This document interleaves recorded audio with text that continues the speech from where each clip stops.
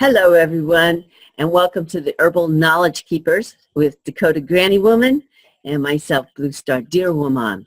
And as we have mentioned before, the platform of this show is not only to share with you the resources of medicinal healing and references and knowledge, but is also to demonstrate this extraordinary development that Dakota's been working on for, I guess, now going on 12 years of the herbal Longer. knowledge. The years keep Longer. adding up. Yes, they do. Well, we look better for it. And the herbal database. And so what you'll see is we pick each session. And today's session is going to be, we're starting a series of the roots of autumn. And our first herb that we're going to be, a plant that we'll be addressing, is dandelion. So you'll see very shortly, Dakota pulls up the herbal database so that we can continue to demonstrate to you how to use it and how to access it. And it is a subscription, but Dakota is continuing to offer your first month just to explore for $5. So that's the summary of our show, and we're ready to go. Okay, let's see here. Let's open up the database. And while you're opening the database, just a reminder that there is a Facebook group, the Herbal Knowledge Keepers, and the last time I checked, it was well over 400 members, and that is a very good community space to ask questions and to get feedback, not only from Dakota and myself, but from the community that also has experience in some of the areas that you might be researching. Okay, here we are. So we're going to start with looking at the genus. And the genus of dandelion is Taraxacum. It's part of this family. So it's a good idea to take a look at the relatives of dandelion. The one that we're familiar with is called the common dandelion, and there's the name of it according to Chinese medicine. But we also have some other kinds of dandelion, and so it's a good idea to take a look at those. You might have one of these growing near you. It will work the same way as the common dandelion, although sometimes there are differences. So I'm just going to click on the common dandelion. One could do so many things just with this plant that folks like to pull out of their yard. So here we go. Now what you're looking at is a blue color because this is edible, a wonderful food, the leaf and the root. All of the wild foods are the color of blue. And looking over here on the left, we see a purple color, and that just shows you some of the important phytochemicals or chemical constituents that are in dandelion. Of course, you can look each of those up and find out what they do. Up above, we see some of the things that the dandelion does, and this is just kind of in general. It could be the leaf and the root. And so I'm just going to pull on the scroll button and go through some of these. Choleretic and depurative, those are properties and actions. This is the color for gardening. We see and we know there are no special soil needs. General fluids dyscrasia, that's something we learn about in Greek medicine, where basically there's fluid imbalances and of different kinds in the body. This purple color, 30 to 45%. If you want to tincture dandelion, that tells you what the ratio of alcohol to water is to get the most out of it. We see that in terms of therapeutics, it's used to regulate fluids and promote cleansing. And we see it's also good for the skin, again, in promoting cleansing. So it's no surprise you can use it for abscesses. I'm going to just scroll a little bit more here. For acne internally, acute pancreatitis, alcohol damaged liver. It's an alterative, so it changes the makeup of the blood chemistry. So anemia, it's something you can use to lose weight or to keep from gaining too much weight. Nociception, an anti-nociceptive is something that helps to tone down or eliminate nerve pain. Appetite loss, arterial sclerosis. This goes on and on and on. I'm just going to scroll through this so that you guys watching the video can pause it at any point and take a look at some of these things that it does. Now, of course, when we see all of this, even cytomegalovirus, which is a pretty major infection, so it's anti-infective, endometriosis, look at the range of what it does, gallstone prevention, gout, hepatitis, liver colic, leukemia. It's one of the best things for leukemia. And then we have Chinese medicine in here as well, and that's what liver qi stagnation is referring to. Malaria, menopause. So when you look at all this, you might ask, how in the world is it doing all that, right? And also, I have a question, Dakota. You mentioned the leaves and the roots, but my understanding has been you can eat the flower as well. Yes, yes, absolutely. So if we look down below this main heading here, we see how it's been broken down somewhat. So in general, thinking in terms of it as an edible, I'm going to click on that. And we have a few recipes, so you can make dandelion stem noodles. Mm-hmm. You can ferment the dandelion stem. You can pickle the buds. And there are recipes and instructions there for you. Now I'm going to go back to this, and let's pull up the flowers. We're not really on flowers. The reason we're focusing on the root is because in the fall is when we start harvesting roots. It's still a little bit early for that.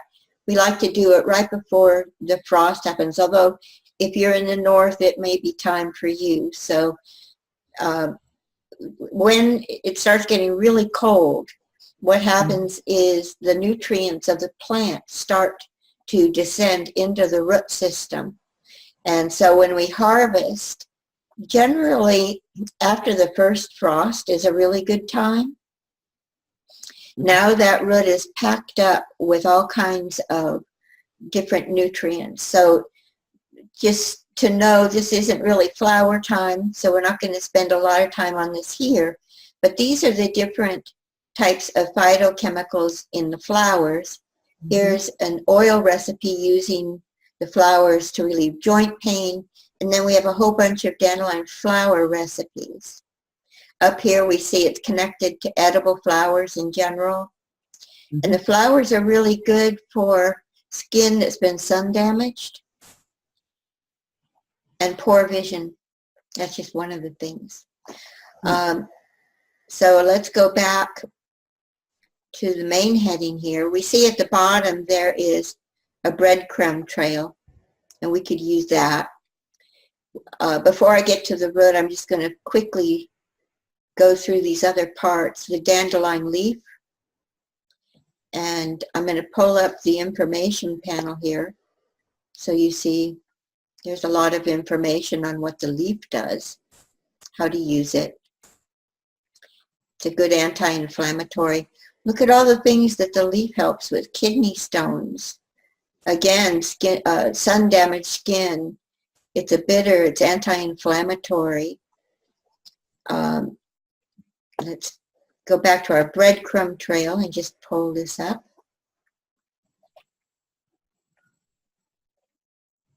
We're really going to drill down into the root, of course. And even the seeds are good. Then we have a lot of studies on the dandelion itself. And let's just pull up the information panel. So this is in general, in other words, various parts of the plant, or it's unspecified which part of the plant. So here's for cancer. Um, Yes, these, I have always heard that dandelion was a restorative and high in vitamin B. okay, I don't recall about the vitamin B, but that if it is, that'll be in here. Mm-hmm. It is a good nutrient. And so here, these are all studies. You could click on these. Remember, when you're seeing one of these studies, you do a right click and open it in a new tab. Don't click on it here or you'll be taken out of the database. But these are all studies to show how it does what it does and that it has been evaluated it through science to see that it is indeed acting this way, even for depression. Here we see a water extract of dandelion roots and leaves have an antidepressant effect in an animal model. For diabetes type 2, for fertility. Now again, that's an animal study, but you know, we can infer that it may help with people too. Influenza, liver protective, and for the pancreas. So let's pull this back down and now let's get into the root. Mm-hmm. Okay, so here we've got dandelion root. We have to be sure to take a look at cautions too. That's always important. All right. So here we have another picture. Remember, everything is connected. Herbalism is about holistic medicine, where there is a whole matrix and network of interactions between humans and the plant and nature. And so we want to kind of see how everything is related here.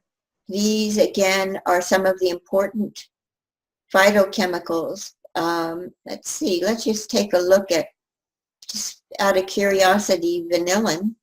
Here's where we can learn about our chemistry of the plants. Up here we see that this is a phenolic acid.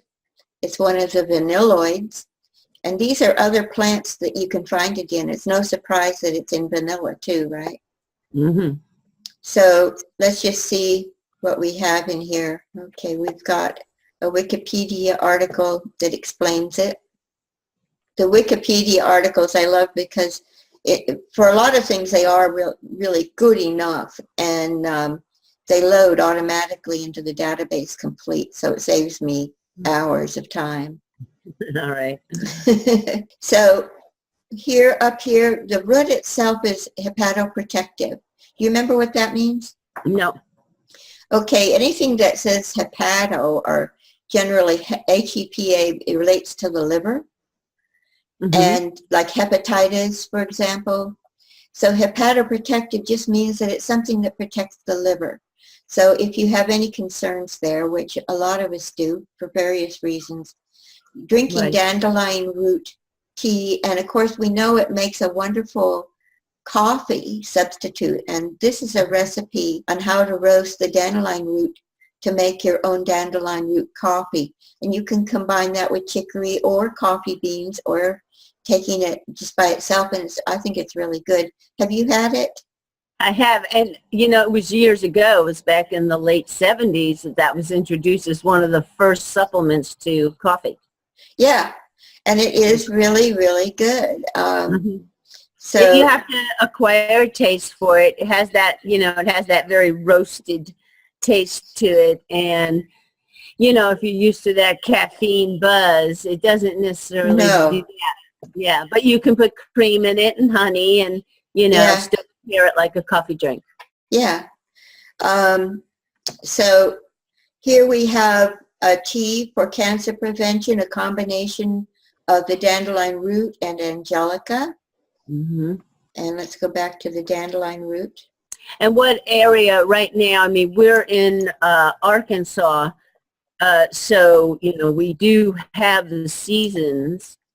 Yeah, So I guess it would just be identifying that before it gets to that cooler weather. right. So find your dandelion roots, and hopefully everybody who's watching this really grows as many as they can. I have never been able to grow enough dandelion ever, and I've had huge gardens. So Yes. really be happy when you see it. So let's just go through some of the things down here in the information panel that it does. Now, these are all links that you could click on directly to go see these studies. So this one, for example, talks about it's a characterization of antimicrobial extracts. And here is about a clinical trial to use dandelion root in fighting cancer cells, and that it is more effective than chemotherapy. So if you are concerned about cancer, come to this dandelion root section and learn about how it can help you with cancer. We see that it helped the pancreas. The scientists are very excited about it as being a unique treatment for leukemia, unlike anything they've seen before. So leukemia folks really want to know about dandelion. And again, you know, I know that the common question when we're talking about herbs is how much. And this is where you become empowered as your own advocate in your healing. Yeah. You have to determine, and you can do the simple muscle testing, but you have to determine as you ingest these tinctures or decoctions or just the plain herb, what is registering in your body, how much to do. Yeah. Well, I mean, we're just so used to a very Western medical model where, you know, a prescription drug is, you're told take 2 tabs, da-da-da. Well, you know, this kind of healing process, you really have to be responsible and get involved. Yeah. Now, down at the bottom of this, you'll see information about how to tincture it, about the extract. It's preferred as a 1-to-1 extract. And I'm just going to kind of come up here. We see up here at the top, again, all of these different areas where it can help you with some pretty serious things like chronic myelogenous leukemia. Who would ever think that it could help with that? And even melanoma, pancreatic cancer. It restores the liver. So here it's just listed in general under plants for cancer therapy, any kind of cancer therapy. Right, So, and I have had success administering tinctures to animals. that had cancer? Yes, yes. You know, and it reduced the growth. Excellent. That's good to know. Now, under cautions, there aren't many, but the dandelion tea can irritate the stomach lining in some individuals. It increases the amount of bile produced, so people that have gallstones or gallbladder ailments shouldn't drink it. Occasionally, individuals who are allergic to plants in the daisy family could experience skin irritation when handling leaves or extract. Again, that's rare, but it can happen. And people who are diabetic should monitor blood sugar levels when drinking it because it is used to treat diabetes. And obviously, if you're on any kind of medication and you're doing natural things that are improving your blood sugar, that diabetes drug may need to be changed, you know. It counteracts the effects of antacids and drugs that reduce acid production in the stomach. And if you take a lot of it, you might lose your appetite, and don't take it if you have bile duct or gallbladder blockage. It's very active on the gallbladder. You have a picture there in the common dandelion of these. Some of them have. There she is. Let me pull They're that so up. pretty. Yeah. One of the things I love to do with this, of course, it's in terms of these flowers, definitely gathering them. And as you gather them, tincture them in either alcohol or vinegar, and just keep adding to it and use that vinegar or the tincture, or pull the flowers apart and just add the yellow part to your food. There's a place in the database on harvesting roots. And I'm using the search box down below to pull it up. So when you are starting to gather your autumn roots, come to this section. Again, I'm going to raise it up, and you'll see there's a lot of information here on how to go about it. And we've got a couple of links up here to articles that you can also read. So figure out how you're going to go about it. You don't want to have them laying around after you harvest them, because anytime you're harvesting, you want to process it right away. So don't think just because it's a root and it's probably not going to wilt that you can just bring them in and lay them in a basket in the kitchen and get to them whenever you have time. You arrange to harvest your roots when you're going to actually cut them up and prepare them, however you're going to do it. So my dear, this is just a start to the section on the autumn roots. Folks, come to the database and look up this section, Harvest and Tincture Roots for Autumn, and we'll go through a number of the different roots that we want to be gathering this fall.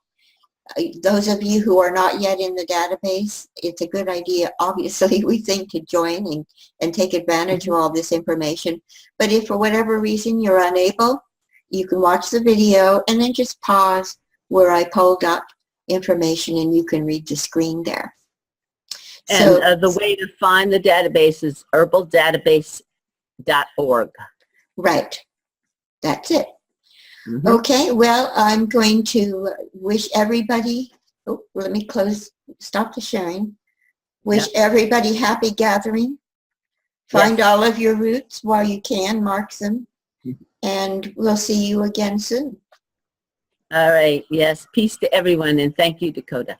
Bye-bye. Bye-bye.